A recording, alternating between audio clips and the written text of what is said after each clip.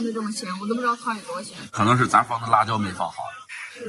我发现粥汤面跟这牛肉拉面一样，鸡蛋搁粥和那单点要了10块钱的，还行，这10块钱量就可以了，当然铺上去了。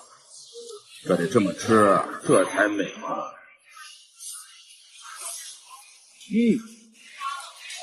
这才对呢。看看小处理的肉啊，那不是腥，吃到后头是有点腥。没加了，你都加完了。确实腥，这肉腥我帮你都会吃。我不害怕腥。金针菇，